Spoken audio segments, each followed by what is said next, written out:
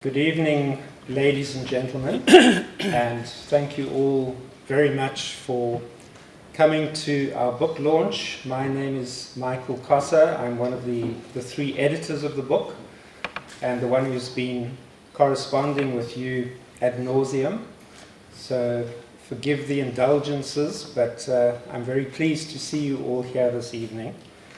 I was just asking my colleagues when to start, and they said, well, you're the Speaker of the House, so you decide. So I'm hoping that everyone who is supposed to be here is actually here. So our Chief Executive Officer, Professor Crane Sodin, is going to formally welcome you and talk about the context around this book and this launch. So I'm not going to say too much more. In fact, I'm just going to hand over to Crane, and if you'll take it from there. Thank you very much. Okay, thanks very much. So we were told that this is not a church. But I can't help but feel a little intimidated by the space and the knowledge of what has happened in this space, the knowledge of things constitutional and unconstitutional. So we come here as part of a process of remaking ourselves, taking spaces like this and transforming them into a new sense of who we are. So I'm really honoured to be here with all of you, and to say a big thank you to all of you, and to say particular thanks to Judge R.B. Sachs, who will be talking with us in a moment here. So it's great to be here, colleagues. It was more than a year ago when Nanya Bola Muller, one of the editors of this book, and I were privileged with the Public Service Commission to host former Chief Justice Nkabo address us at a public event in Johannesburg last year. We were so inspired by that evening that we committed ourselves as the Human Sciences Research Council to have an annual lecture honouring and also reflecting on our Constitution. We haven't been able to fulfil that commitment. It needs money. Yet I remain, I want to say, absolutely committed to the idea. I remain committed to the idea personally because I'm committed to the idea of the rule of law. I remain committed to it more critically because of the obligation of our organisation, the Human Sciences Research Council, to helping South Africa realise and bring into living reality those things which are carried in our Constitution, in our Bill of Rights. The very first line of the Bill of Rights goes as follows. This Bill of Rights is a cornerstone of democracy in South Africa. It enshrines the rights of all people in our country and affirms the democratic values of human dignity, equality, and freedom. Human dignity, equality, and freedom. Our organisation, the HSRC, is committed and trusted in terms of its founding act in 1968, believe that or not, in the height of apartheid, and in terms of our HSRC Act of 2008 to undertake research which will help the country in its efforts to provide dignity, freedom, and equality for all. We are, in these terms, an organisation which is a servant of the Constitution. In doing this job of serving, however, we are fully conscious that the country is a long way away from the ideal envisaged in the Constitution. Why it is that our Constitution is a dead letter to many is what it is that we are called upon to help the country come to understand. Why the Constitution is for some a hindrance in preventing them from maintaining their privilege and why it is for others a betrayal in fulfilling the expectations of a better life is what we need to be bringing into the public domain.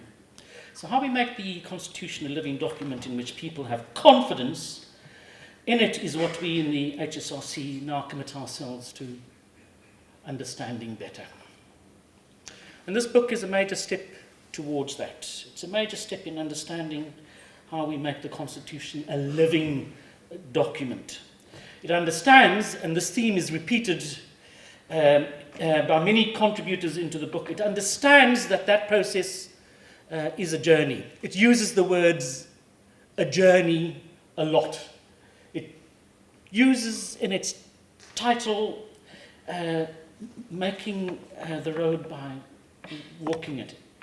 And it's in coming to understand that process of walking into the space that we as the HSRC and in this book are enjoined to take all of us. So to take all of us as thinking human South Africans into understanding how this process of walking through all of this messy contradiction, this excess on the one hand, and this utter misery on the other is what we are needing to help all of us come to terms with and understand. And come to a sense that it is not the Constitution's fault that we are in this space. And so this book is an attempt, colleagues, and I really hope that you will enjoy working through it, is an attempt to take us into that conversation of this complexity and to look at ways in which we can be making this Constitution a living experience for all of us. And this evening is part of the road towards doing that. And I'm really sorry that we can't make events like these, like this, public events, that they can't take place in spaces other than these elite spaces. All of us are elites, these elite spaces in which we find ourselves, but we will continue to try to do better. So I'm very pleased to have Albie come to talk with us this evening because he understands that. And he understands that job of talking in ways which leave us with a better understanding of where we are than where we were in the beginning. And it's a public duty which he fulfills with great accomplishment. So thank you very much for being with us, Albie. So thank you, colleagues. Thank you, all of you, for being here. And I hope that you are going to both enjoy and learn.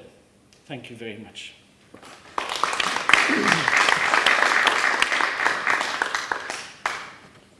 Thank you very much, Professor Sodina, for those inspiring words to contextualize this evening.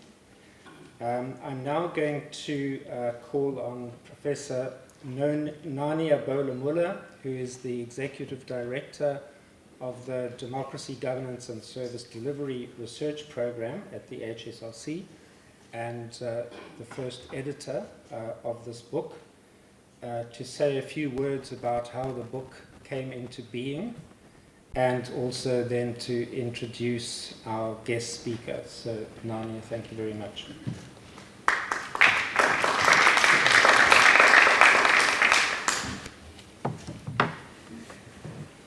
Thank you very much, ladies and gentlemen, for being here. It's I've never had a view like this before, and it's quite something. And our CEO said that it's imposing space, and it truly is. It's quite something.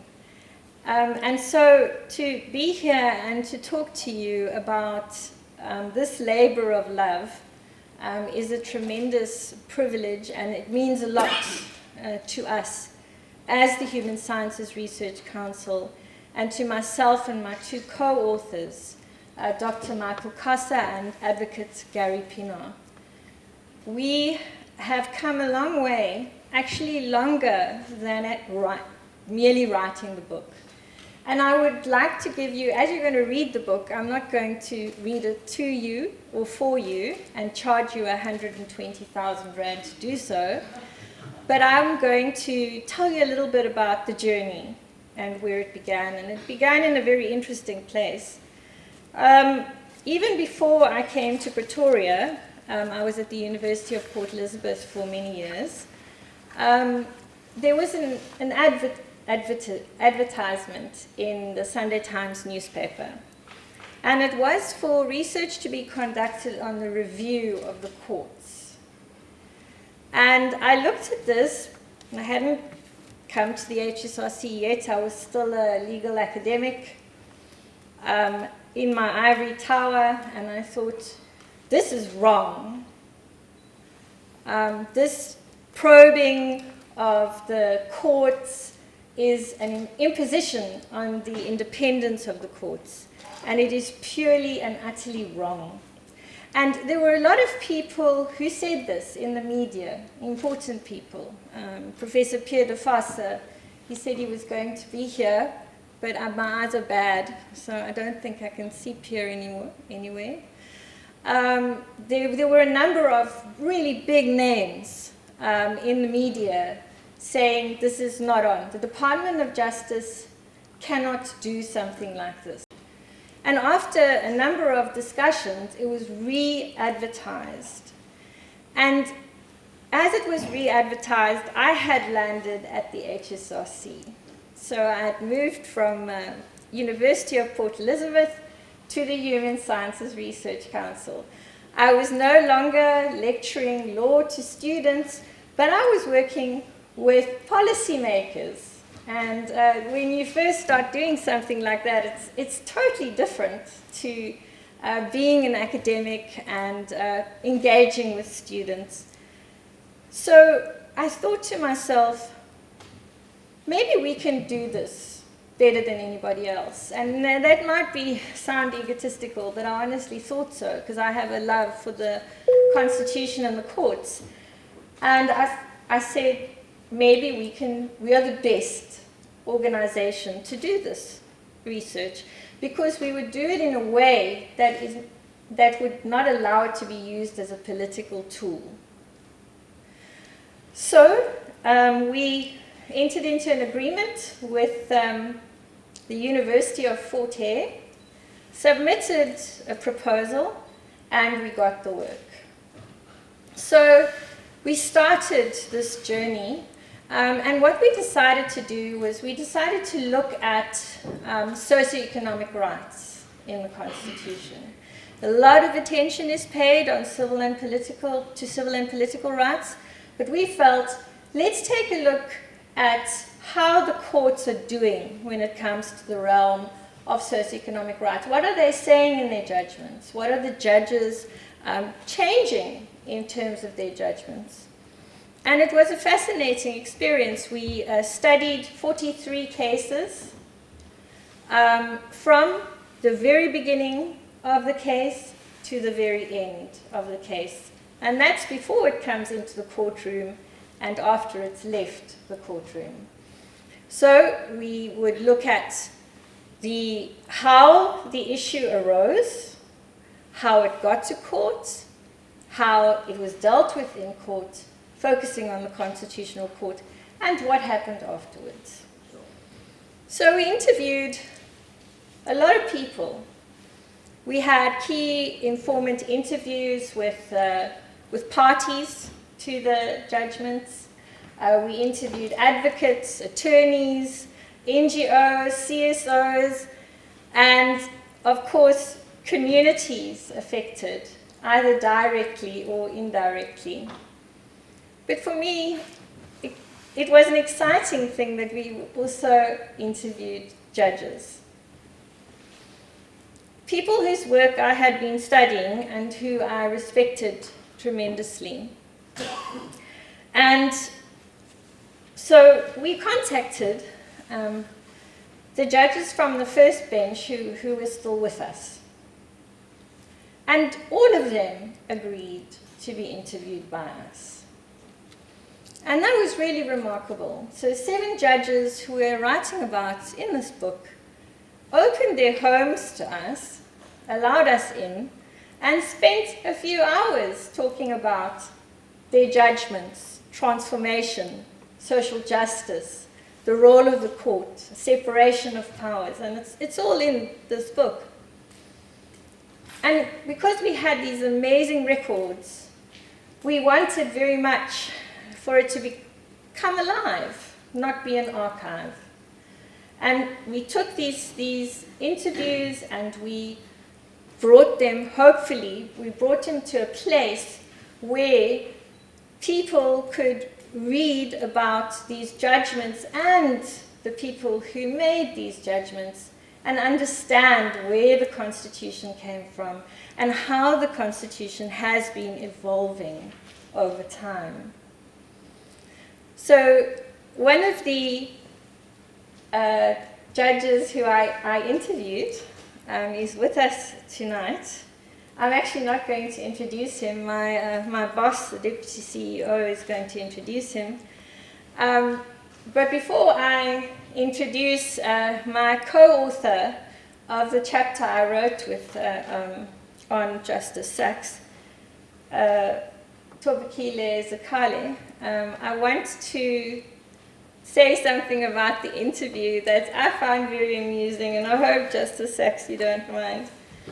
I flew down to Cape Town, and he opened his home to me, and I came in, and he was there with his partner, the most amazing view in the world.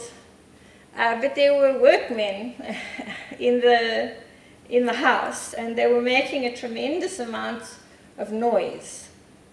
So I had to tape the interview. I still have the transcription and the tape. And so Justice Sachs said to me, well, I think the only choice we have is going to my bedroom. So we conducted the interview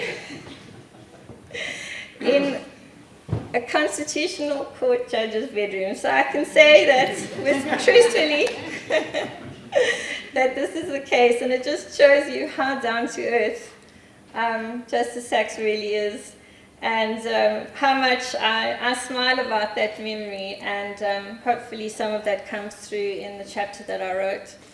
When I was an academic, younger, I was angry, about things. Our youth are still angry. I'm probably not as angry as the youth now, but restless and angry, and I wanted things to happen faster. And so as a law student and as a young legal academic, I wanted the court to do more because I believed in the courts. And so I was extremely critical of the Constitutional Court for not doing more. But as I grew up and I started to think more carefully about things, as a lawyer should, I realized that there are different kinds of activism, and this comes across in the chapter, hopefully. There's activism to bring about democracy and to overcome oppression. And then there's a different, more gentle kind of activism that happens after the transition, that continues the transformation process. So that was a very important insight to me. I'm really looking forward to hearing Justice Sachs speak to us, but before I do, I had a very competent co-author, Thobekile Zikhale. She was at that stage a PhD intern in our program, Democracy, Governance and Service Delivery, and she is now a research specialist. So she's climbing the ladder. The wonderful thing about Thobekile is that she is a social scientist, and this also illustrates the fact that the book is interdisciplinary and cross-disciplinary. Michael, for example, is not a lawyer, although Gary is an advocate, and I've never practiced. So we wanted to bring things together, to create something completely new. And maybe we've succeeded, maybe we haven't. But Thobekile is a social scientist, but she has this willingness to explore things the curiosity to do difficult and scary things. And I'm really grateful to her for walking this journey with me. And I'm going to hand over to her just quickly so that she can tell you a little bit about the journey that she's undertaken. Thank you.